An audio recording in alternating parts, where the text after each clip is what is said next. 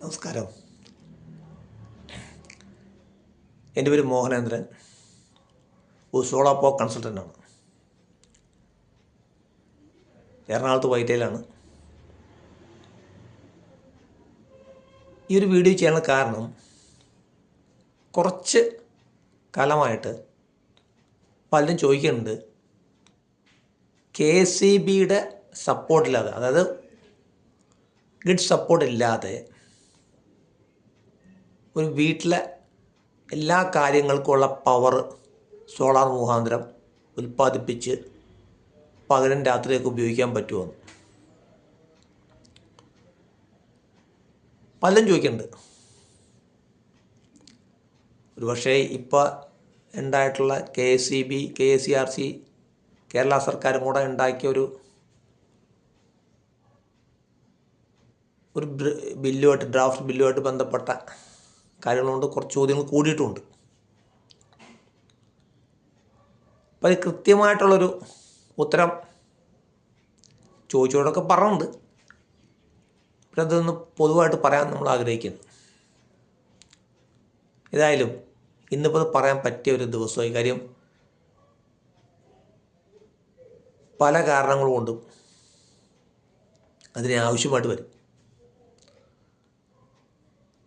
KCB connection ഉള്ളവർക്ക് തന്നെ ഇത് ചെയ്യാം. വലിയ ഇപ്പോൾ KCB കാര്യമായിട്ട് ആശ്രയിക്കേണ്ടി വരില്ല. ഈ നാളെ ഒരു കാലഘട്ടത്തിൽ എന്തെങ്കിലും കാരണം കൊണ്ട് വല്ലാണ്ട് പവർ കട്ടുകൾ വരികയും ഒക്കെ ചെയ്താലും ഇത് ഗുണപ്രദമാവും. ഇപ്പോൾ എടുത്തു പറഞ്ഞാൽ 2018 വെള്ളപ്പൊക്കം വന്നപ്പോൾ അപൂർവം ചില വീടുകളിൽ മാത്രമേ കറണ്ട് ഉണ്ടായിരുന്നുള്ളൂ. അതിന് കാരണം എന്താ? അവിടെയൊക്കെ ഈ ഒരു സംവിധാനം ഉണ്ടായിരുന്നു. ഈ സംവിധാനം വേറൊന്നുമല്ല, ഒരു ഓഫ് ഗ്രിഡ് സോളാർ പവർ പ്ലാന്റാണ്. ഈ കാലത്ത് അതിൻ്റെ പ്രത്യേകത, നമുക്ക് ലിത്യം ഫെറോ ഫോസ്ഫേറ്റ് ബാറ്ററി ഉപയോഗിച്ചുകൊണ്ടുള്ള ഒരു of grid solar power plant വെച്ചാൽ മതി.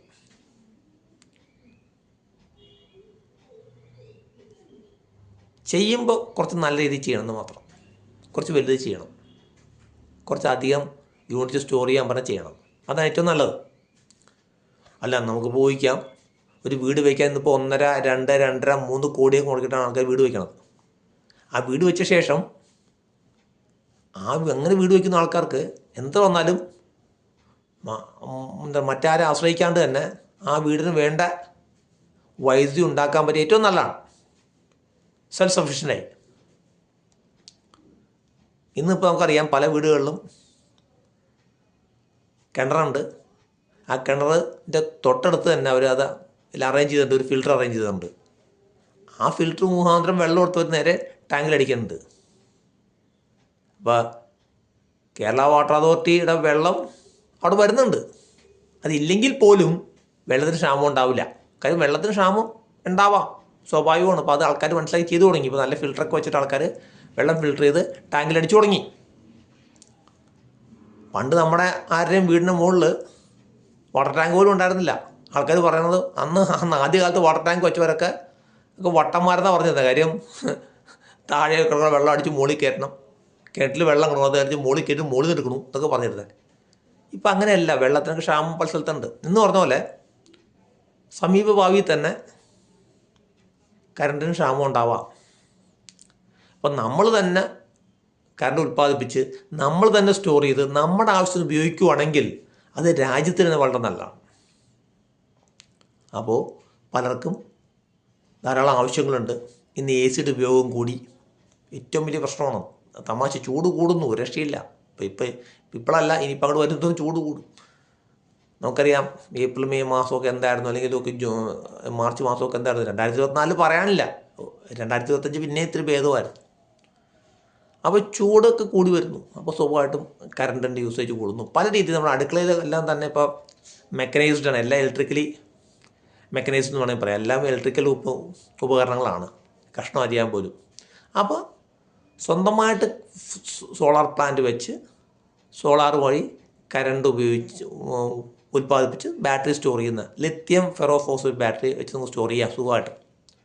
ഒരു 20 യൂണിറ്റൊക്കെ സുഖമായിട്ട് സ്റ്റോർ ചെയ്യാൻ പറ്റുന്ന സിസ്റ്റം ഉണ്ടാക്കാൻ പറ്റും. ഒരു കുഴപ്പമില്ല. കാര്യം കോടികൾ മുടക്കി വീടുണ്ടാക്കുന്ന ആൾക്കാർ, അല്ലെങ്കിൽ അതുപോലെ തന്നെ വലിയ എന്താ പറയുക, കമേഴ്ഷ്യൽ സ്ഥാപനങ്ങളിലൊക്കെ ഇപ്പോൾ എടുത്തു പറഞ്ഞ ഇപ്പോൾ നമുക്കറിയാം ഒരു ഒരു ഹോട്ടൽ എന്ന് പറഞ്ഞാൽ ഒരിക്കലും കറണ്ട് പോകാൻ പറ്റില്ല. അല്ലെങ്കിൽ അതുപോലെ മറ്റു സ്റ്റോറുകൾ എന്ന് പറഞ്ഞു കഴിഞ്ഞാൽ ഒരിക്കലും കറണ്ട് പോകാൻ പറ്റില്ല.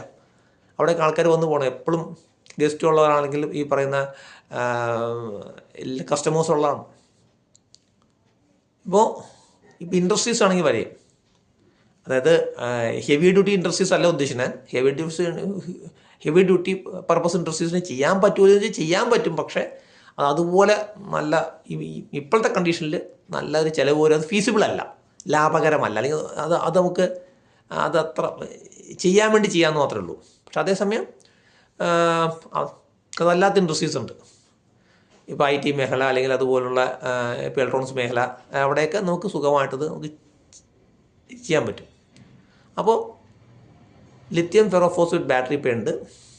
ഈ സന്തോഷകരമായിട്ട് വാർത്ത എന്ന് വെച്ചാൽ വ്യക്തമായിട്ട് മനസ്സിലായി. ഇപ്പോൾ അതിൻ്റെ തൊട്ടടുത്ത ഇനി ഇതിലും ലാഭകരമായിട്ട് വരാൻ പോകുന്ന ബാറ്ററി സോഡിയം അയൺ ബാറ്ററി ഇപ്പോൾ ഇറങ്ങിയിട്ടുണ്ട്.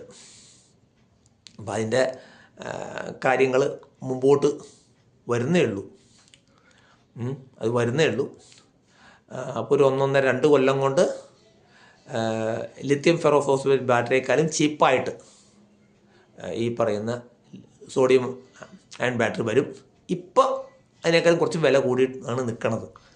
കാരണം അതിൻ്റെ ഉൽപ്പാദനം വളരെ കുറവാണ്. അപ്പോൾ സ്വാഭാവികമായിട്ടും ഒരു നല്ലൊരു വീട്ടിൽ കറണ്ട് ആവശ്യമാണ് എപ്പോഴും. അപ്പോൾ അങ്ങനെ താല്പര്യമുള്ളവർക്ക് 100% ഓപ്റ്റ് ചെയ്യാം ഈ പറയുന്നൊരു സോളാർ പ്ലാന്റ്. അത് off grid solar power plant lithium ferrophosphate ബാറ്ററിയൊക്കെ ഉപയോഗിച്ചിട്ട്